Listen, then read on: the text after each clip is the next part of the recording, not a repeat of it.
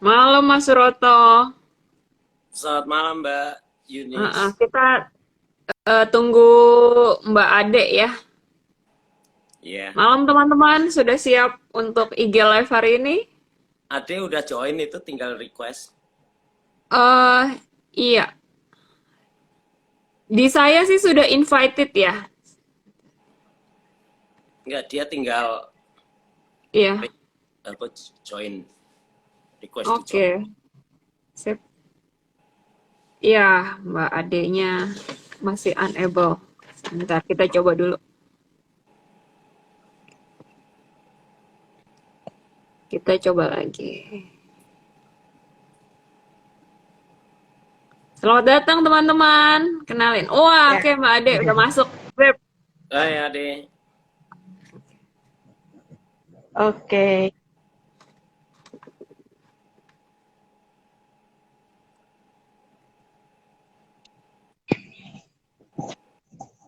Malam, Joan.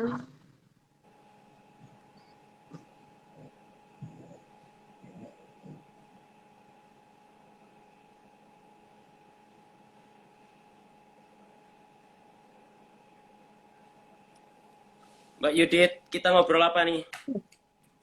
Oh, ini kan malam ini kita tentang koperasi nih, Mas. Mas Suroso ini kan Oh, direktur dari eh apa akses ya? iya. Ya, gimana dong Mas ceritain tentang koperasi? Ini aduh Mbak Adenya masih muter-muter. Gak apa-apa ya teman-teman, saya bantuin Mbak Ade untuk co-host semalam ini. Harusnya Mbak Ade adalah moderatornya, saya co-host. Cuman Mbak Adenya lagi susah nih kayaknya. Saya coba undang lagi sebentar ya. Iya, rejoin. Oke. Mas Suroto, cerita-cerita dong tentang koperasi. Koperasi kayaknya di Indonesia, saya pernah belajar sih tentang koperasi waktu SD. Tapi setelah itu memang nggak pernah denger lagi nih. Waktu SD. Iya. Eh, ya teman-teman, selamat malam. Senang sekali bisa jumpa sama Mbak Yudit ini sama Mbak Ade ya yang masih Hmm, rejoin terus. Saya harap sih Mbak Ade bisa join sama kita. iya. Saya Suroto, saya aktif di organisasi namanya Akses, Asosiasi Kader Sosioekonomi Strategis ya. Jadi Hmm. ini semacam lembaga think tank Nah, untuk fungsi kaderisasi sebetulnya. Jadi lembaga ini hanya concern di bidang pengkaderan, eh, kayak partai komunis kader. Jadi intinya adalah kita mengembangkan kepemimpinan kader untuk pengembangan lembaga sosial ekonomi. Jadi salah satunya adalah koperasi.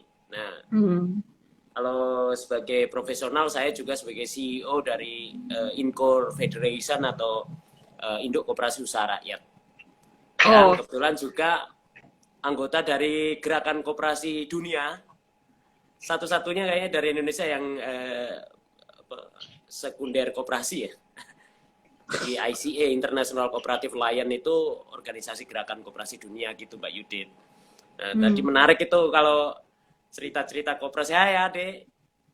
maaf, Mbak Ade, Ya. nggak stabil. gimana? Wah, sinyalnya masih nggak Oh, stabil ya. harusnya kamu beli sinyal juga kalau beli itu, beli Udah, handphone. udah, udah. Tapi emang malum ya, ini di remaja udah pakai coba provider Hmm. beda-beda, tetap aja beginilah kalau jam segini. Belum keadilan sosialnya belum jalan ya untuk para provider. Yo, I. Ya kita, Nah, Mas, lanjut, ya, Mbak Ade, ya, silakan.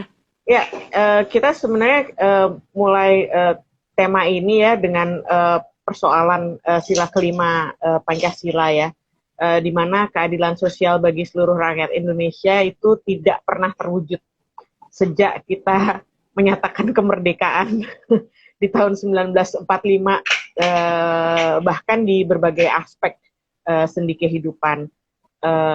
pada banyak kondisi negara tidak hadir bahkan gitu kan.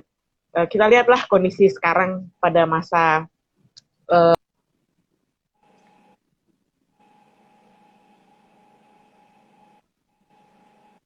ini gitu, chaos gitu kan, apa namanya, negara tidak bisa, kita di berita dunia jadi epicenter baru COVID gitu. Nah, ekonomi udah pasti berantakan gitu kan. Sebenarnya kalau dari Suroto ini satu hal yang sangat menarik buat saya adalah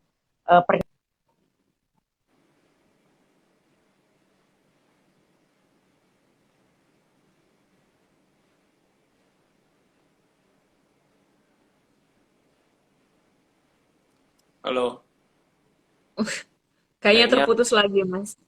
ya Iya. dia harus ini keluar dulu. Mhm. Kalau dia paksain nggak bisa, dia pasti Mhm. frisi terus. Tapi mungkin kita lanjutin obrolan dari Mbak Ade kali ya. Tadi Ya, kan Mbak Ade sempat bilang ternyata apa dengan sistem ekonomi yang ada saat ini pada saat ada pandemi ini berantakan semua gitu loh dan keadilan sosial nih makin makin ketimpangannya makin kelihatan. Itu yang saya tangkap dari obrolan Mbak Ade tadi sebelum terputus. eh Komen dari apa menurut Mas Roto ini gimana sih gitu loh? Apa bagaimana si koperasi ini bisa saya juga udah baca beberapa tulisan Mas Roto, tapi bagaimana sih si koperasi ini sebenarnya bisa membantu untuk keadilan sosial ini agar terpenuhi. ya. Em, Mbak Yudit, jadi bicara tentang ini ya. Halo Ade. Dia frisi lagi tuh. Masih Bagus. muter-muter. Hmm. Ah, Jadi, silakan Mas. halo Ade, kayaknya kamu, iya, ya kamu, halo, ini kalau jam, ya ini ya silahkan. sorry Sekarang, nih, nah sorry ini kalau jam segini emang internet connection di sini parah. Udah coba beberapa provider sama aja, malum ya daerah Lebak Maja. oke, silahkan go Oke. ahead. Oke, Go ahead, frisi.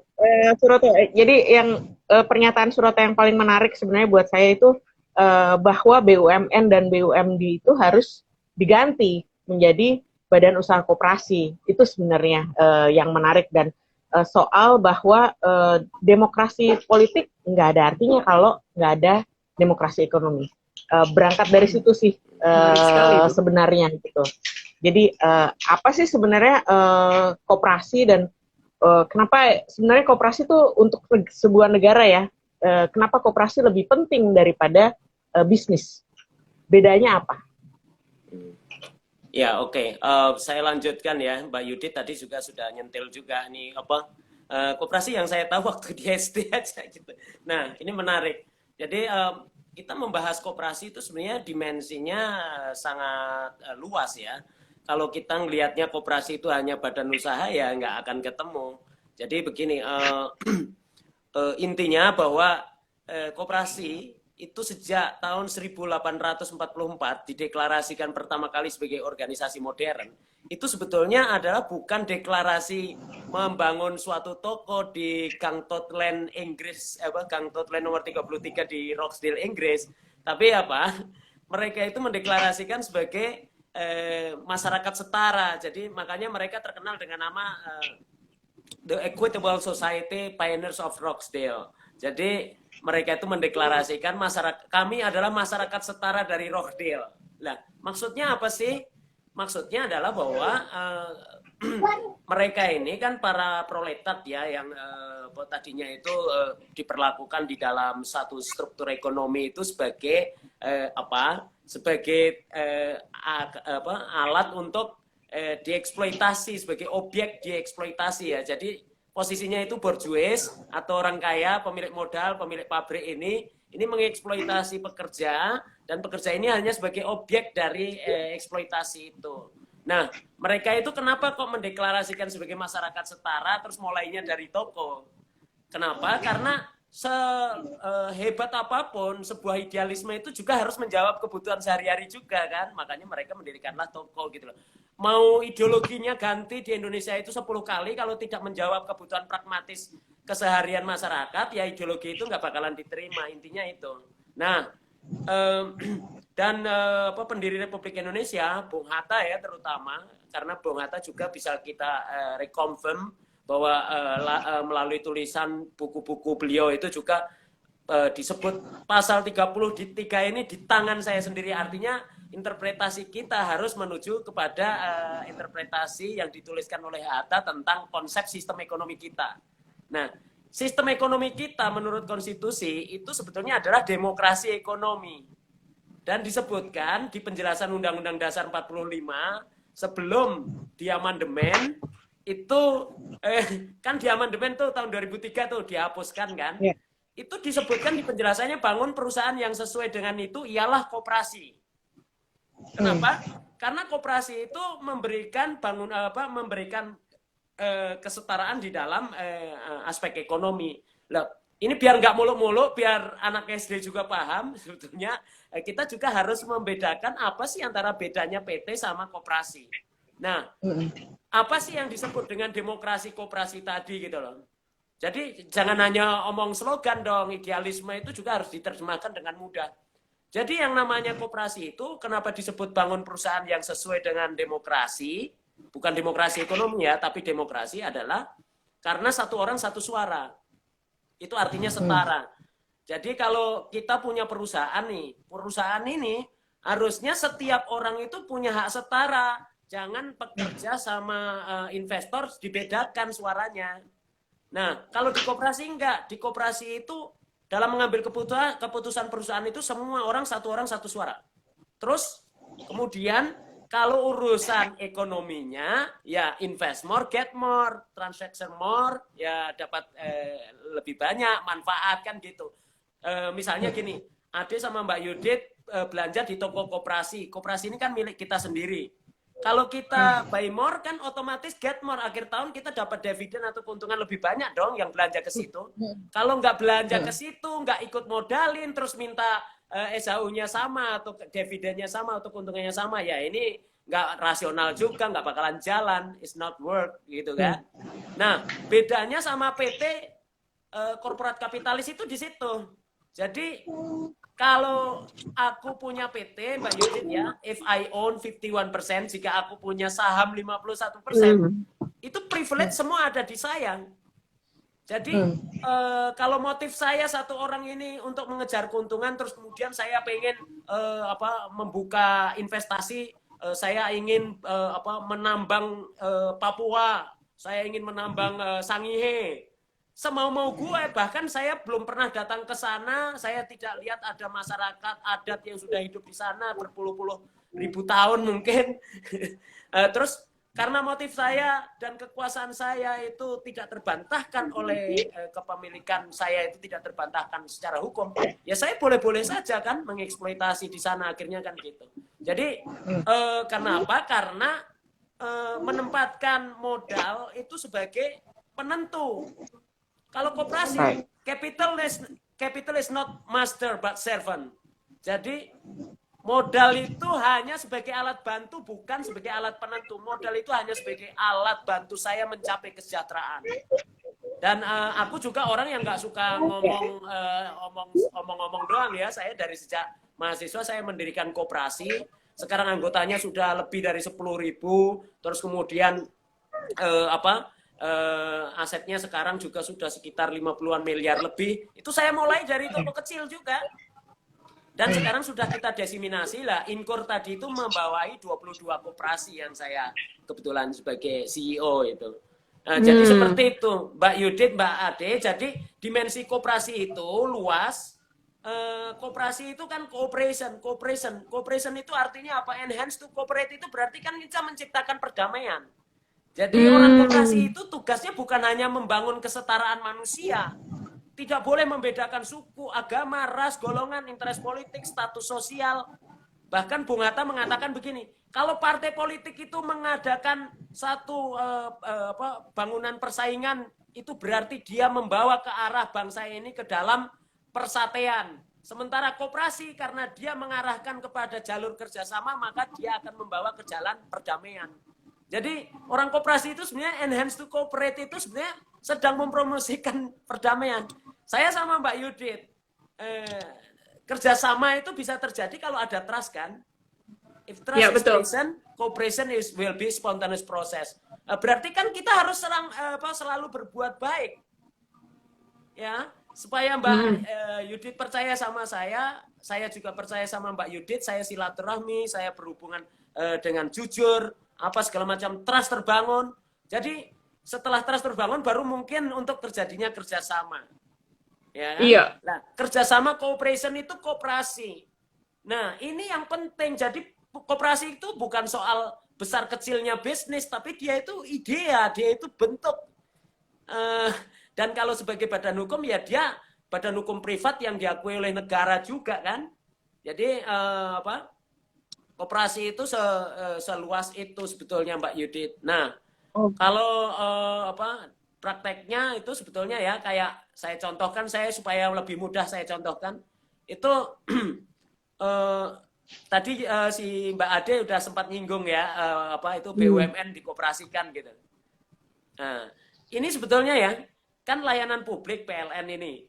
PLN ini kan layanan publik di sektor kelistrikan ya. Di Amerika Serikat yang kita tuduh kapitalis itu Mbak Yudit, itu di sana itu listrik itu dikelola oleh masyarakat, pemiliknya itu adalah konsumennya Mbak Yudit. Oh, gitu. Iya, jadi National Rural Electricity Cooperative Association, bisa dibuka websitenya, itu owned by customer-nya gitu loh. Jadi consumer owner.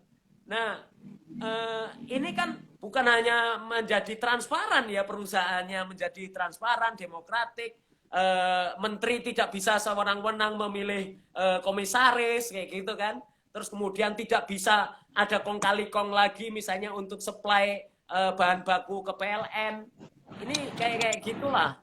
Jadi intinya koperasi itu sangat luas sekali. Dimensinya sebetulnya tadi saya sudah ngomong agak sedikit makro ya di sistem ekonomi gitu. Jadi dimensi koperasi itu menyangkut aspek makroideologi. Sebagai mikroorganisasi tadi ya bicara tentang bentuk perusahaan yang demokratis gitu. Bahkan Barcelona Football Club itu juga dimiliki oleh fansnya, 170.000 fansnya itu kemarin itu mereka melontarkan mosi tidak percaya kan. Bartomeu sebagai presiden klubnya kan bisa akhirnya turun kan. Kenapa? Karena fansnya ini pemilik, bukan hanya sekedar fans. Anda misalnya mau mosi tidak percaya, Bartomeu turun, orang seluruh Indonesia ada 270 juta, nggak bakalan mau turun dia kalau diperintah sama fansnya tapi bukan pemilik.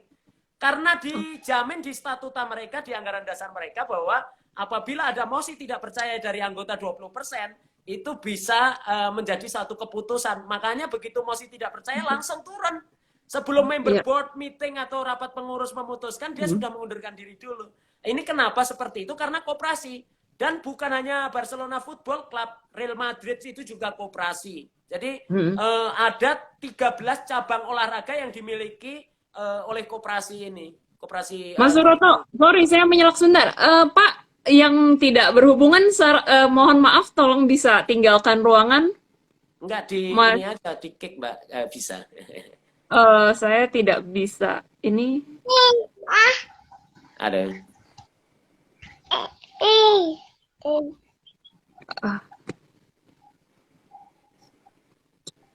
Bisa Mbak, di kick bisa. Ya, oke. Oke Mbak Yudit. oke. Aduh, mohon maaf Mas Suroto, jadi lagi asik-asik diskusi, jadi ada gangguan. Ya, silakan dilanjut Mas. Tadi sampai mana nih kita? Oke. Nah, itu kan tadi kita udah ngebahas, sebenarnya Mbak Ade juga ada pertanyaan bedanya koperasi dengan bisnis, dan sudah terjawab ya. Sebentar, Mbak Ade-nya saya invite ulang Mbak Ade.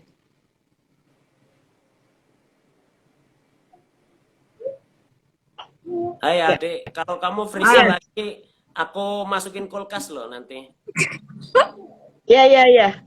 Sama Yudit aja ya. Kalau aku mati-mati lagi. Iya, oke. It's okay, it's okay. Ah, Udah frisi ya, lagi. Oke. baiklah. Gitu. Kita Ya. lanjut ke, oh ya, Mbak Ade, silakan Mbak Ade. Lanjut dulu. Ya, tapi dia frisi. Ya, silahkan ade. Frisi Mbak. Saya kira kalau seperti ini nanti apa nggak bisa. Oh ya wes, oke. Kita lanjut aja deh. Eh di dunia nih, Mas Suroto, kalau kan maksudnya kalau negara-negara kapitalis itu sudah banyak lah yang terkenal. Cina juga kapitalis sekarang, Amerika juga kapitalis. Ada nggak sih negara-negara tuh yang sudah berhasil dengan kooperasi ini, Mas? Ya, Mbak Yudit, saya mau beritahu ya, negara Amerika yang kita tuduh kapitalis, itu ekonomi domestiknya di sana dikelola pakai koperasi. Oh, wow. Jadi, dari 300 koperasi besar dunia, ICA Global 300 itu, ICA International Cooperative Alliance tadi, Organisasi Gerakan Hmm. Koperasi Dunia, baru saja merilis tahun 2020, 300 Oh, koperasi baru. besar dunia. Nah, itu 26%-nya alias 77 koperasi dari 300 koperasi besar itu dari Amerika Serikat. Wow. Nah, yang saya contohkan tadi, National Rural Electricity Cooperative Association itu, atau NRECA ini beroperasi di seluruh negara bagian. Jadi, perusahaan listrik tapi dimiliki oleh konsumennya. Konsumennya ini menjadi pemilik, inilah koperasi. Terus kemudian Group Health Kooperatif, rumah sakit terbesar di kota Washington itu dimiliki oleh koperasi. Kalau Mbak Yudit mungkin suka minum jus, Sunkist itu adalah milik koperasi petani jeruk di California Utara yang namanya Sunkist Cooperative Growers. Oh. Oke, Land O'Lakes.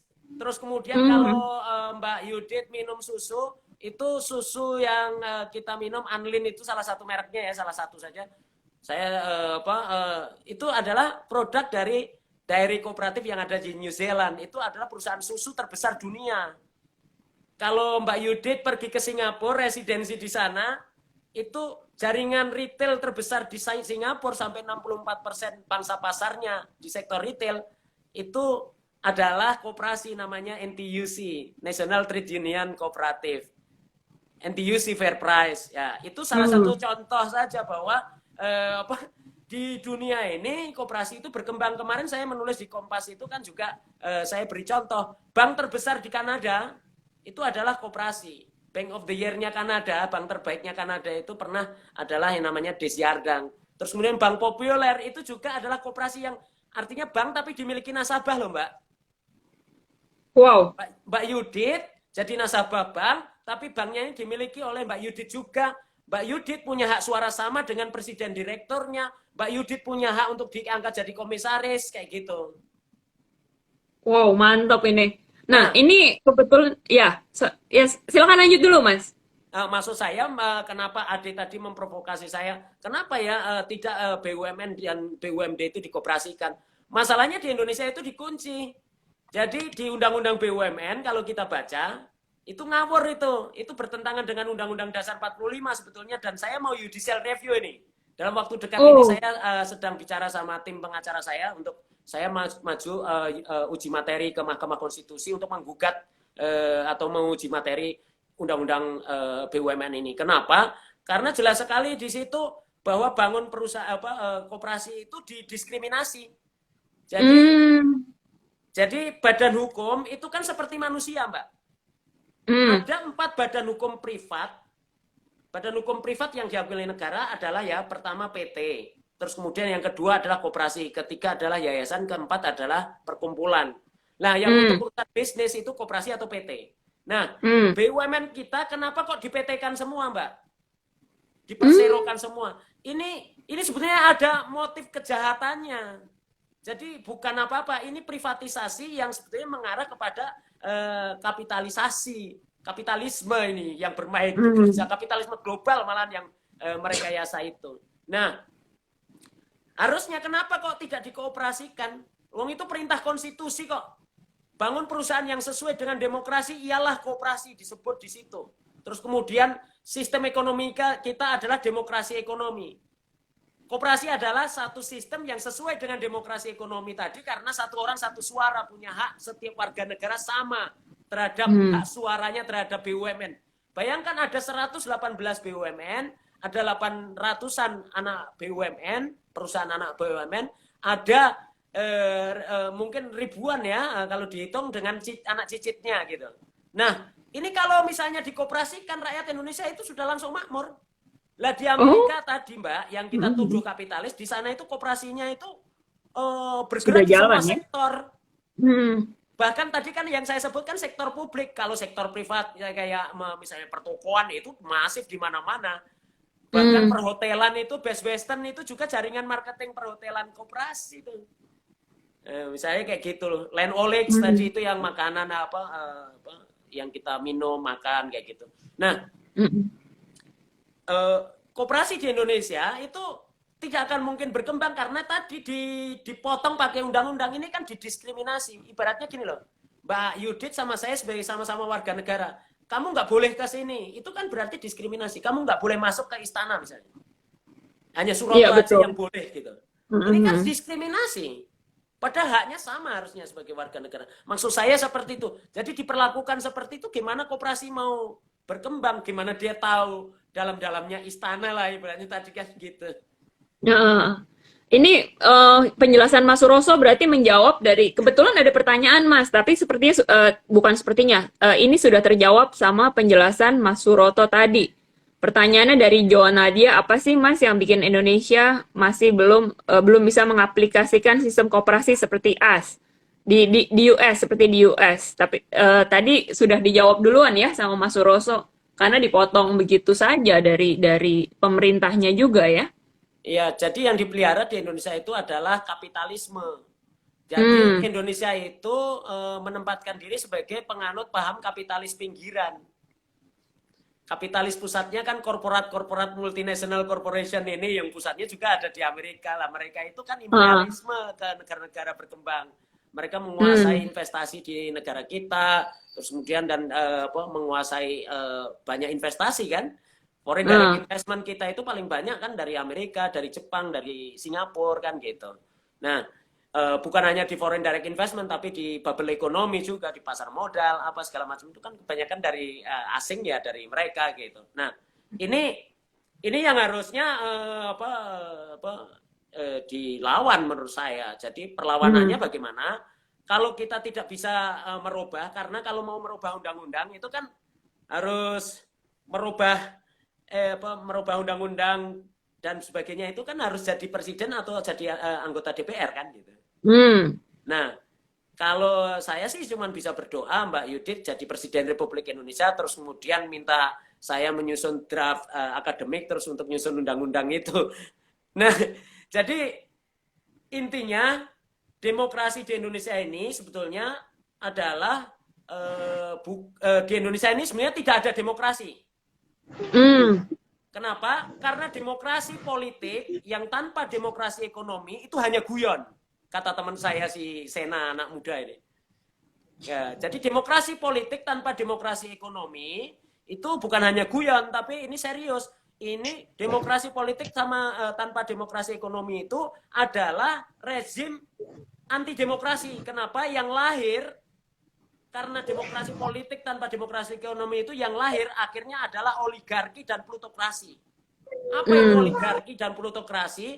Adalah satu rezim yang dikuasai oleh elit politik dan elit kaya. Dan sekarang benar kan, anggota DPR-nya aja separuhnya lebih itu adalah para pengusaha kaya raya di Indonesia.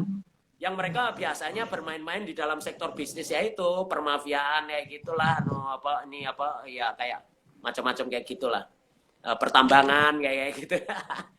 Nah, kalau tidak biasanya masuk ke sektor importasi ya, privilege import kayak gitu. Jadi di Indonesia itu memang sengaja tadi perusahaan koperasi dijegal melalui undang-undang.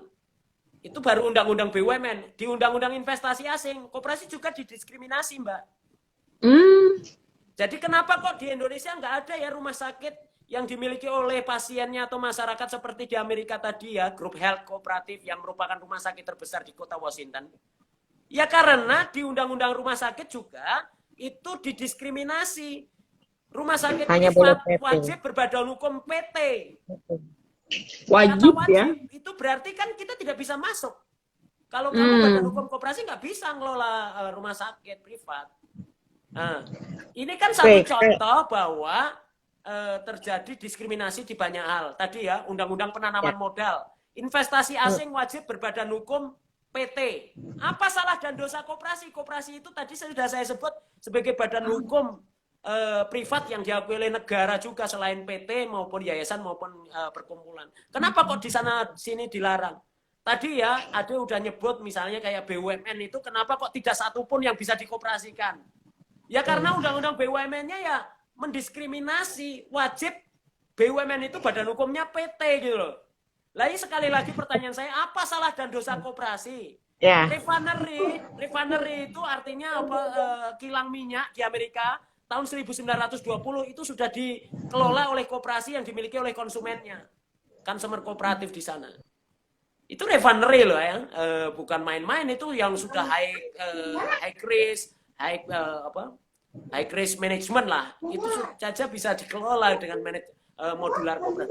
Jadi koperasi itu adalah sebagai badan hukum, sebagai badan usaha, dia merupakan modular perusahaan canggih. Mbak Yudit kalau mendirikan perusahaan PT gitu, paling banter apa sih? Pemiliknya kan investor. Kalau Mbak Yudit mau berbaik hati, menyelenggarakan program namanya ESOP atau Employee Share Ownership Plan, pembagian saham sebagian untuk buruh Mbak Yudit gitu. Membagi saham mungkin 5% atau berapa semau-mau Mbak Yudit, yang penting Mbak Yudit masih 51% gitu. Kalau koperasi ini enggak, consumer is owner, artinya apa? Konsumen pun tadi ya saya gambarkan Desi Ardang Credit Union itu Satu orang satu suara. sebuah bank tapi jadi pemiliknya gitu. Pekerjanya otomatis bisa. Jadi bahkan sekarang ini ada satu jenis koperasi baru namanya koperasi multipihak, Mbak.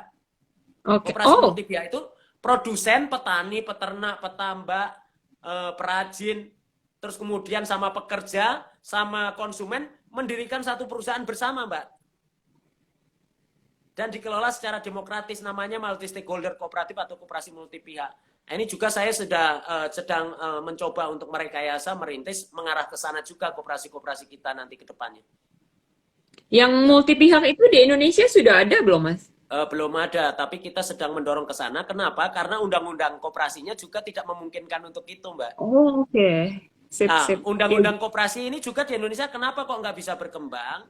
Nah, koperasi di Indonesia kenapa kok nggak bisa berkembang? Karena salah satunya undang-undangnya itu terburuk di dunia. The worst in the world. Ini yang ngomong bukan Suroto, tapi pakar hukum koperasi internasional namanya Profesor Hans Muckner. Kenapa? Ya, mau berkoperasi aja dihambat. Mbak Yudit ya misalnya. Ayo Mbak Yudit, kita berdua mendirikan koperasi. Kalau kita maju berdua, mengajukan badan hukum, nggak bakalan dikasih di Indonesia.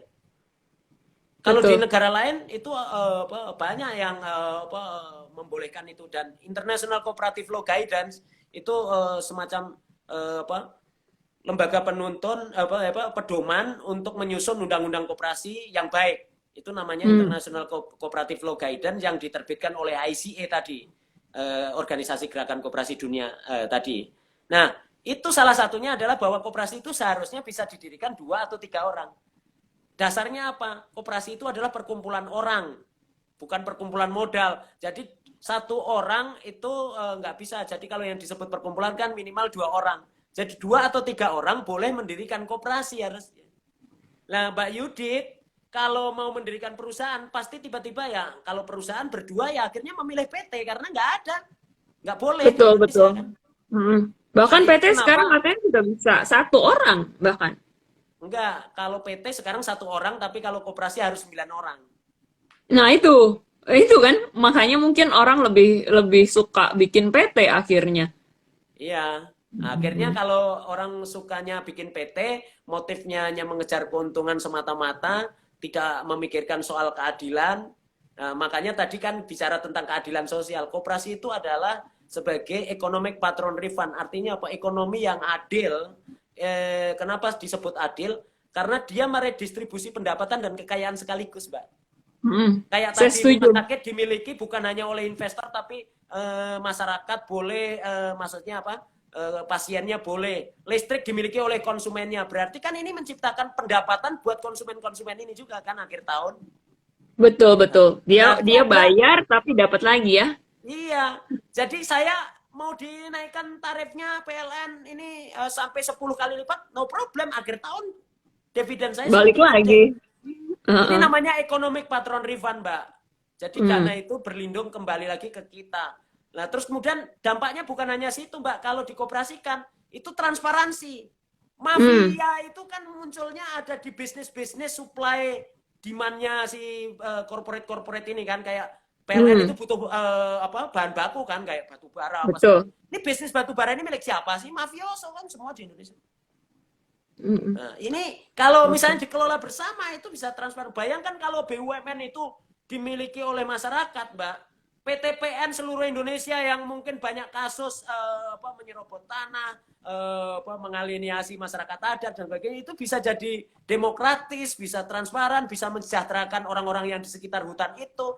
Hutannya bisa lestari. Karena apa? Karena ya pemiliknya mereka kan, bukan hanya sebagai masyarakat yang terpisah dari ini kan. BUMN kita itu seakan-akan kita bukan pemilik. Betul. Mas, ada satu pertanyaan bagus nih dari ini. Lalu bagaimana usaha yang dilakukan Akses untuk menjangkau generasi muda supaya lebih mengenal dunia koperasi saat ini? Ini kan seperti yang tadi awal saya bilang, saya sendiri mungkin kalau nggak kenal Mas Suroso, saya udah nggak ngerti nih koperasi itu apa ya. Gitu. Ya, sebetulnya ya bukan hanya tanggung jawab Akses, tapi tanggung jawab kita bersama. Saya juga melalui Akses dan melalui banyak organisasi yang saya bergabung di dalamnya, saya mempromosikan terus apa itu koperasi. Termasuk saya mendorong ke kampus-kampus itu supaya membentuk pusat studi koperasi. Tapi ya tidak mudah. Biasanya orang mendirikan pusat studi di kampus ini sekarang sudah mulai banyak yang pragmatik. Ya orientasinya ngejar proyek, bukan karena passion ingin mengembangkan ilmu pengetahuan koperasi gitu. Saya menawarkannya bukan hanya koperasi, kalau bisa kajiannya demokrasi ekonomi gitu loh. Kan ini kan perintah konstitusi juga. Tapi juga kenapa kok tidak banyak tertarik ya? Sebetulnya saya melihat problem koperasi di Indonesia itu adalah problem paradigma atau cara pandang. Para pandang kita salah terhadap koperasi. Koperasi hanya dianggap sebagai simpan pinjam, usaha kecil-kecilan kayak gitu. Ini tidak pernah diajarkan di kampus. Mata kuliah koperasi dihapuskan. Mata kuliah sistem ekonomi, demokrasi ekonomi tidak diajarkan di sekolah-sekolah maupun di kampus. Padahal ini kan sistem ekonomi kita. Betul. Nah, ini kan saya mengatakan ini sebetulnya sudah diaborsi dari sejak belum lahir koperasi dan demokrasi ekonomi ini. Jadi kenapa kok ekonomi kita jadi kapitalis? Karena ya ini, masyarakat tidak diberikan pengetahuan atau literasi tentang apa itu demokrasi ekonomi dan juga koperasi. Akhirnya apa, malah banyak yang ketipu sama koperasi. Intinya kan ayo investasi ke koperasi, terus kemudian jadilah koperasi rentenir baju koperasi atau investasi bodong abal-abal yang berbaju koperasi kayak gitu. Kenapa? Karena orang nggak tahu koperasi yang benar itu juga seperti apa, nggak tahu. Terus Mas, tadi kan Mas Suroto bilang kita ini udah diaborsi bahkan sebelum jadi gitu. Lalu Mas Suroso lagi mau mengajukan judicial review. Itu sebenarnya ada nggak sih selain judicial review itu ada cara lain nggak sih untuk mengubah undang-undang ini agar tidak ngaborsi si koperasi dari janin ini gitu loh, dari awal nggak ini lagi. Nggak diaborsi duluan lah istilahnya. Kalau diaborsinya itu kan tidak diberikan pengetahuan, Mbak. Artinya tidak jadi sistem bagian dari sistem pendidikan. Berarti masalahnya kan sebetulnya ada di Kementerian Pendidikan ini. Kenapa kok tentang koperasi nggak ada? Lah terus kemudian ada problem kedua, itu kan problem paradigma ya. Problem keduanya adalah problem regulasi. Tadi yang Mbak Yudi sebut. Yang undang-undang itu ya. Nah, undang-undang itu undang-undang sektoral yang menyangkut ekonomi, bahkan undang-undang koperasinya aja terburuk di dunia tadi kan. Nah, undang-undang sektoralnya itu juga tadi diskriminatif terhadap koperasi. Kalau kita mau judicial review, kalau hanya akses saja yang maju, itu capek. Saya juga punya pengalaman ya, judicial review undang-undang koperasi akhirnya dibatalkan oleh Mahkamah Konstitusi sepenuhnya, Mbak. Jadi dibatalkan sepenuhnya ini artinya dianggap inkonstitusional undang-undang itu karena memang semakin buruk dibikinnya. Bayangkan ini udah undang-undangnya buruk, mau dibikin semakin buruk dengan undang-undang yang baru waktu itu namanya Undang-Undang 17 tahun 2012 dan sudah diketok palu, sudah diterbitkan. Kita judicial review berjuang 1,5 tahun di Mahkamah Konstitusi dibatalkan. Nah, apakah menjamin pendekatan legal formal itu berkembangnya koperasi? Ya kalau para kapitalis ini kalau koperasi berkembang kan dia tidak mau, makanya dia selalu menjegal terus. Melalui apa? Melalui lobbynya ya melalui parlemen. Sekarang parlemen isinya para kapitalis. Separuhnya Berat lebih ya itu menurut penelitian Kompas kan mereka itu pengusaha-pengusaha korporat besar seperti itu kan. Nah, gimana? Sekarang ini saya sebut sebagai rezim anti demokrasi. Kenapa? Karena yang berkuasa itu adalah elit kaya sama elit politik. Ini namanya plutogarki. Saya membuat istilah sendiri. Hasil kawin silang antara oligarki dan plutokrat. Plutokrat itu segelintir elit kaya, oligarki itu segelintir elit politik kawin, Mbak. Namanya plutokrat anaknya ini. Nah, ini sekarang sudah untouchable. Kenapa kok akhirnya sekarang ini negara kita itu menjadi timpang ya? Jadi 83% dari penduduk dewasa di Indonesia itu kekayaannya itu ya 83% itu kekayaan penduduk dewasa orang Indonesia itu di bawah 150 juta. Terus yang 1,5 miliar itu hanya 1,1%. Rata-rata dunia itu 58%. Terus rata-rata dunia itu juga yang penduduk elit kayanya yang punya kekayaan 1,5 miliar ke atas itu rata-rata dunia 10,6%. Di Indonesia itu hanya 1,1%. Ini hasil laporan dari Credit Suisse ya, lembaga riset reputasi internasional, bukan omongan Suroto.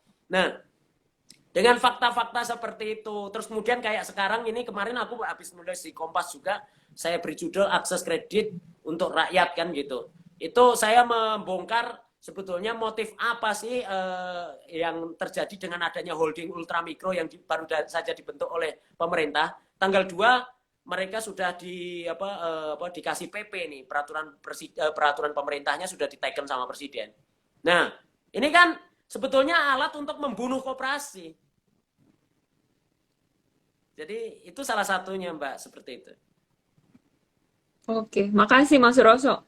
Nah, ini kita ada banyak banget nih pertanyaan. Sebentar, saya bacakan dulu ya. Ada cara untuk ground this condition. Ada cara nggak sih untuk menghack kondisi yang udah agak berantakan ini, yang maksudnya yang udah yang kita harus mulai dari nol nih kooperasinya. Ada nggak sih cara untuk ini ya? Kalau kamu tidak bisa melakukan, kalau kamu tidak bisa mengerjakan hal-hal besar, lakukanlah hal-hal kecil. Tapi jangan sepelekan hal-hal kecil yang kita perbuat ya. Hal kecil itu bisa menjadi besar juga kalau kita akselerasi, kita eskalasikan. Nah, caranya bagaimana? Ya bikin praktek di semua sektor itu dengan konsep koperasi. Mulailah dari garasi Anda. Misalnya Mbak Yudit pulang atau di rumah punya garasi. Mulailah bikin tadi bank tapi dimiliki oleh nasabahnya. Nah, ini namanya koperasi simpan pinjam ya atau koperasi kredit gitu. Atau bikin toko tapi bikin toko mulai dari garasi tapi separuh keuntungannya dibagi ke konsumen. Atau bikin toko tapi yang bekerja juga punya saham. Jadi koperasi itu seperti itu, Mbak, dipraktekkan. Kalau kita tidak praktek, hanya slogan, tidak ada tindakan, no. Koperasi itu adalah ide yang dimulai oleh orang buruh. Buruh itu orang-orang sederhana kan, buruh di Rockville itu tadi yang saya cerita di awal tadi.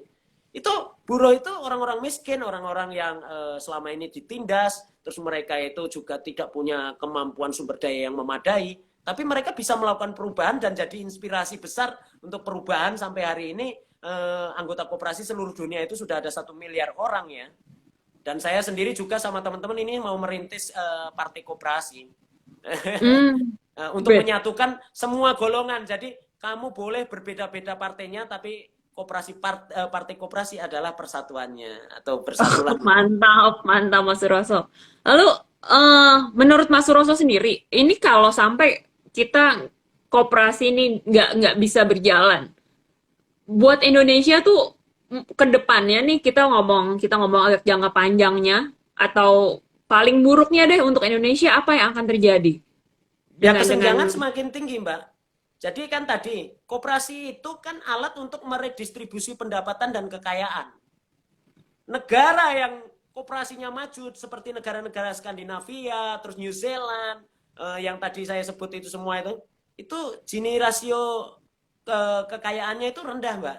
Artinya orang itu tidak ada yang terlalu kaya, terlalu miskin. Di Indonesia itu Oh, oke. kekayaan 4 anggota keluarga itu sama dengan 100 juta rakyat Indonesia yang miskin. Ya, Nah, betul, kalau betul. sudah seperti itu, dia bisa memonopoli segala macam, Mbak, termasuk keurusan politik dia monopoli. Makanya saya mengatakan demokrasi politik tanpa demokrasi ekonomi itu ya hanya melahirkan oligarki dan plutokrasi tadi, atau ini rezim anti demokrasi akhirnya yang lahir.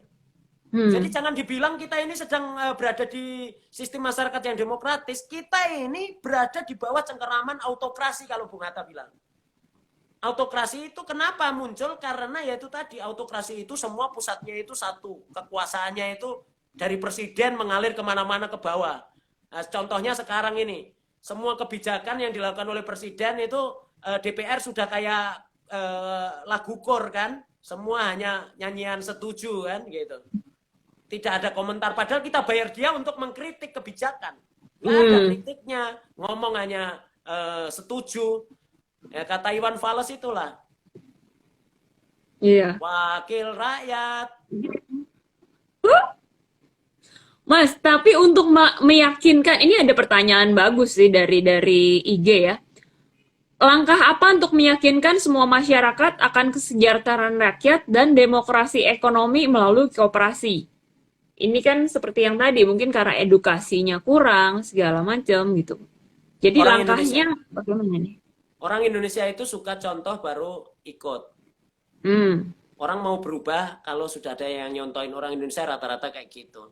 Mereka itu jarang yang mau memulai dengan mimpi, terus kemudian melakukan tindakan gitu. Kalau saya, waktu saya masih kuliah dulu, saya ajak tukang beca. Saya pernah dimaki-maki itu sama tukang beca. Mas, gak usah banyak ngomong lah, kami itu hanya butuh modal. Padahal saya lagi khotbah koperasi. Nah, terus saya langsung ajak mereka untuk berpikir sedikit bagaimana caranya lepas dari jerat rentenir, terus kemudian becaknya supaya tidak beli, tidak sewa lagi tapi beli gitu, gimana caranya? Akhirnya saya ajak supaya mereka mengumpulkan modal sendiri walaupun sudah miskin setengah mati, tapi saya ajak mengembangkan modal mandiri gitu. Ternyata bisa.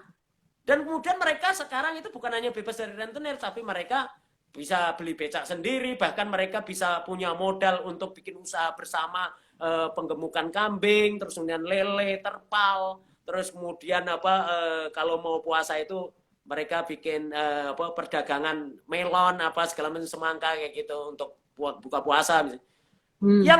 Yang saya tidak pernah berikan training tentang kewirausahaan itu apa, omong kosong ya. Orang itu kalau punya kemampuan berpikir itu sebenarnya tidak perlu training prakerja yang habis sampai triliunan itu. Kasih sama saya. Itu langsung saya bikin koperasi itu, orang langsung dapat pekerjaan semua itu. Ini kan kelihatan sekali di masa pandemi ini. Jadi BUMN tadi, karena yang berkuasa adalah sistem oligarki dan plutokrasi tadi, BUMN ini gajinya itu Mbak, itu sampai bermiliaran itu, sama bonusnya itu seorang presiden direktur bisa sampai 5,6 miliar. Sementara di kantornya tempat dia bekerja itu ada yang gajinya itu hanya 3,4 juta aja, dipotong perusahaan outsourcing 1 juta. Jadi terima cuma 2,4 juta. 2.200 kali lipat, Mbak. Ini kan bagaimana kita mau ngomong demokrasi, mau ngomong gotong royong, mau ngomong Pancasila, omong kosong semua itu, slogan semua.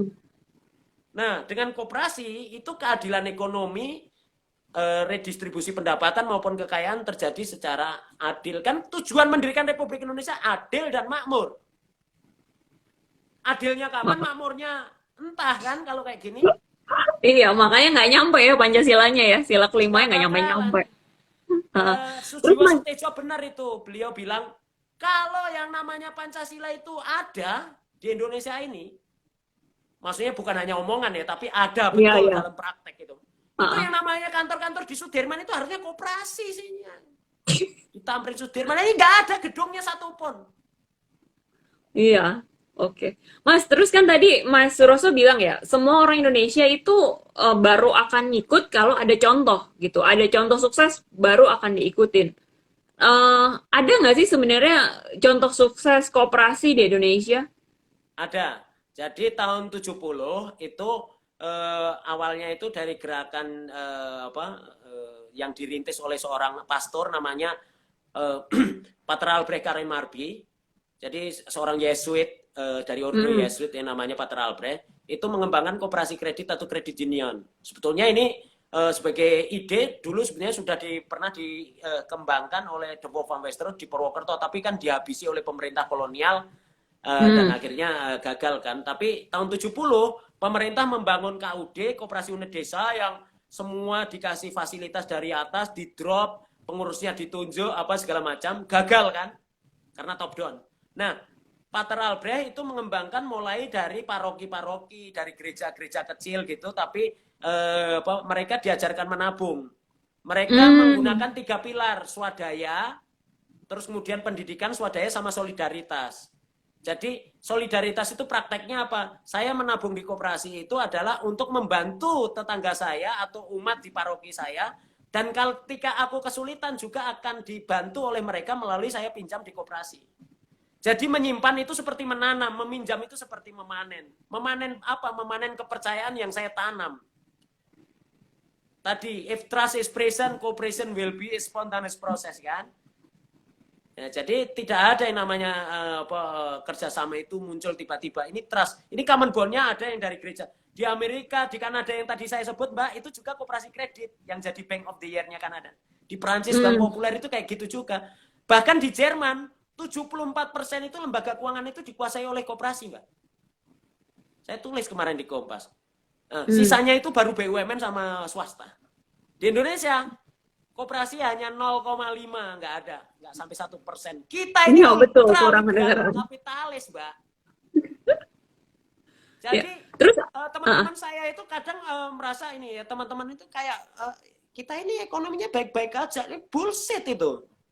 Kita ini ekonominya ultra liberal kapitalis yang memperkaya segelintir orang kok dibilang baik-baik saja.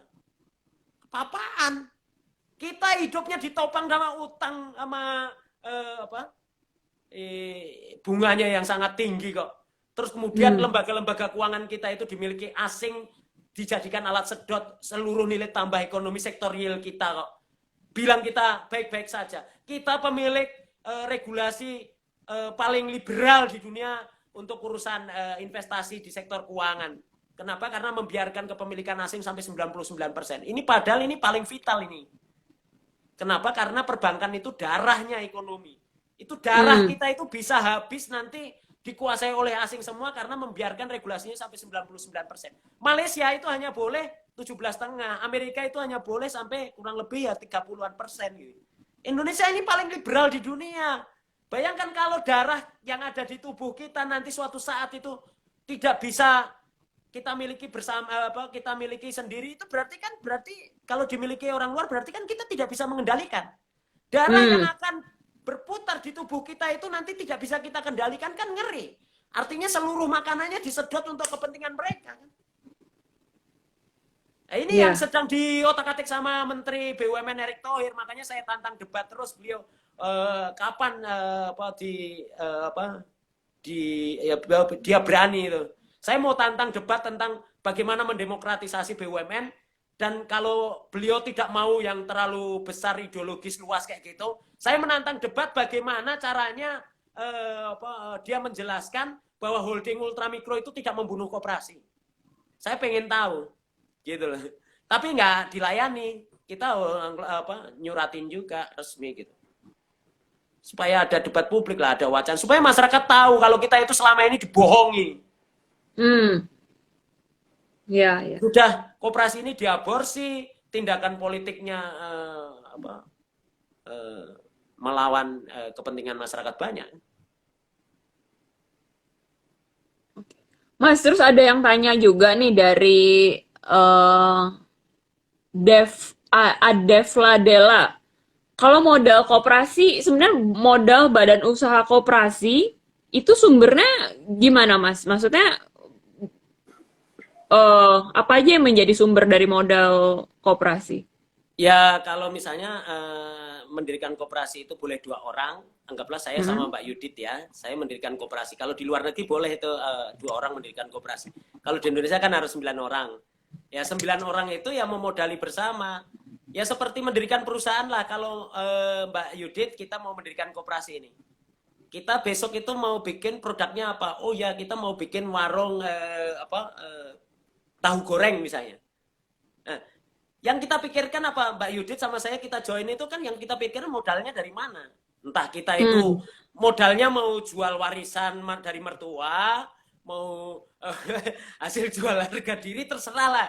Ya seperti bisnis biasa harusnya seperti itu. Kalau tidak laku ya berarti bangkrut kan gitu. Dan koperasi di Indonesia itu enggak dibikin rata-rata itu hanya untuk mengejar bantuan, terus kemudian nyari-nyari program dari pemerintah. Ya gimana koperasi mau berkembang? Salah satu sebab kenapa koperasi di Indonesia tidak berkembang, mendirikan koperasi motifnya itu hanya untuk mengejar bantuan, nyari-nyari CSR, nyari donor, kayak gitu. Kayak LSM aja kan, LSM di Indonesia itu didirikan bukan untuk memperjuangkan semata-mata kemandirian ekonominya juga, tapi didirikan biayanya harus dari donor.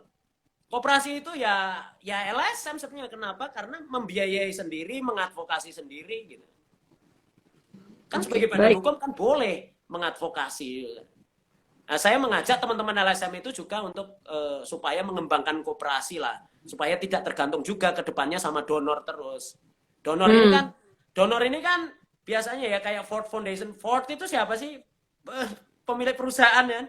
Terus Bill Gates Foundation dan Microsoft. Ini kan corporate kapitalis yang mereka itu mengambil memeras kemana-mana, terus habis itu extreme taking, extreme giving gitu kan, didramatisasi. Lah donor-donor itu kan dananya dari korporat juga. Berarti kita memperlanggeng sistem kapitalis juga kan kalau kayak gitu.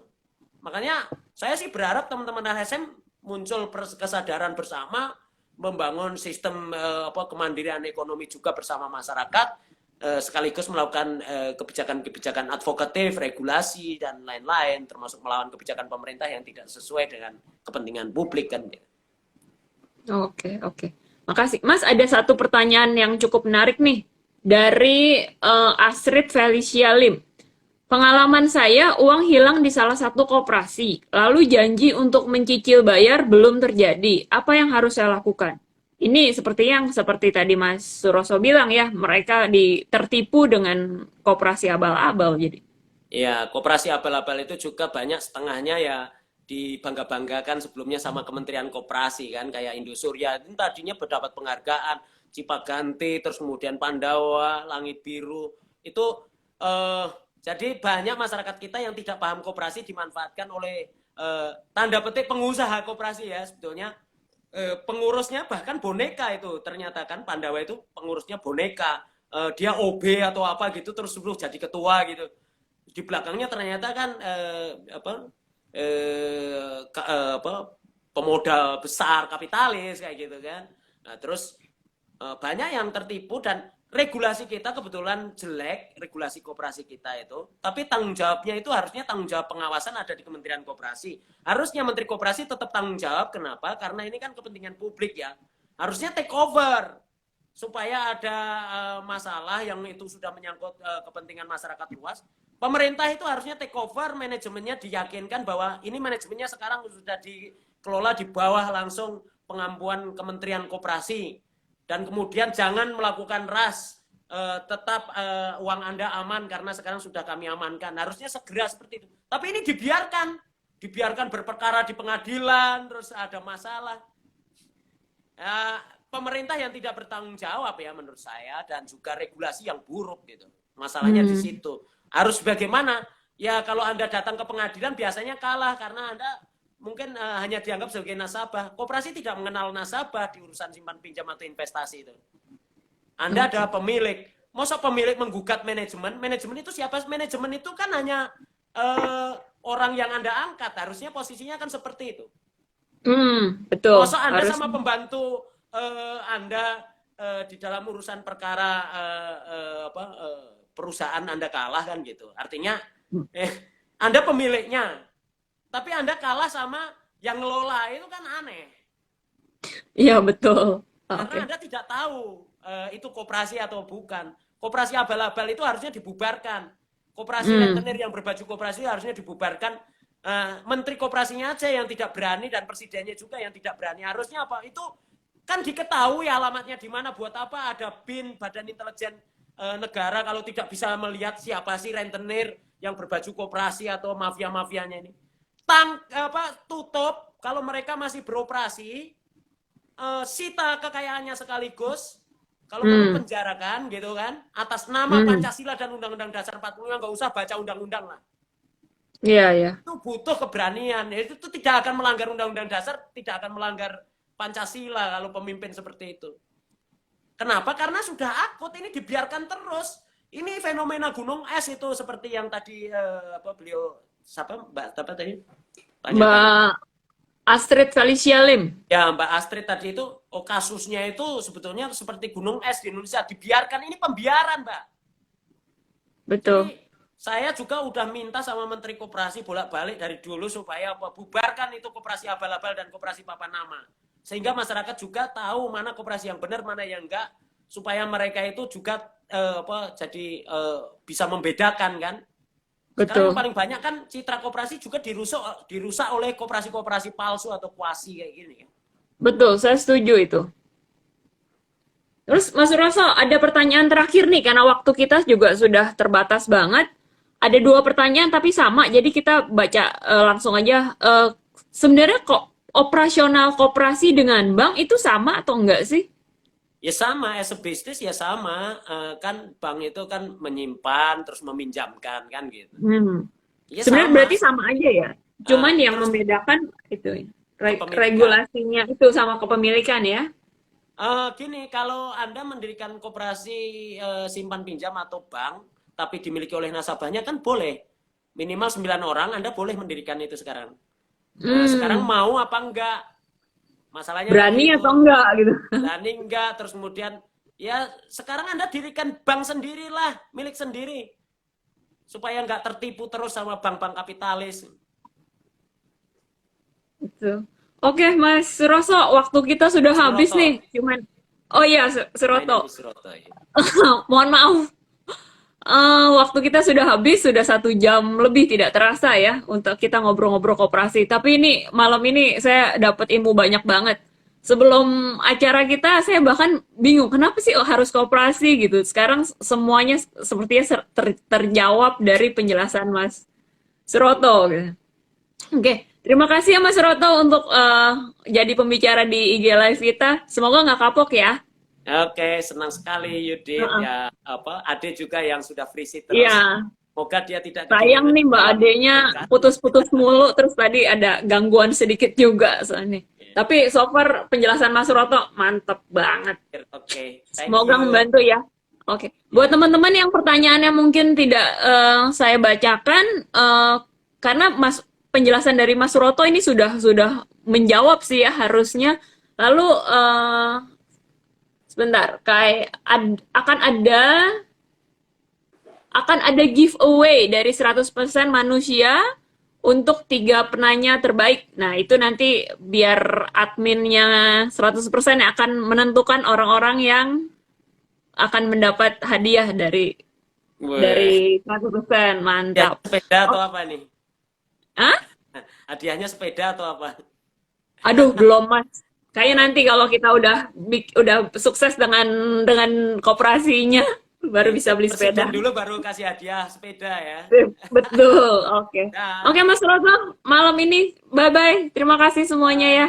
Thank you. Bye. Makasih teman-teman. Sukses selalu. Ya. Nanti ada rekamannya kan? Ada dong. Kita live di YouTube juga kok. Oke, thank you. Sip, thank you, Bye. bye bye.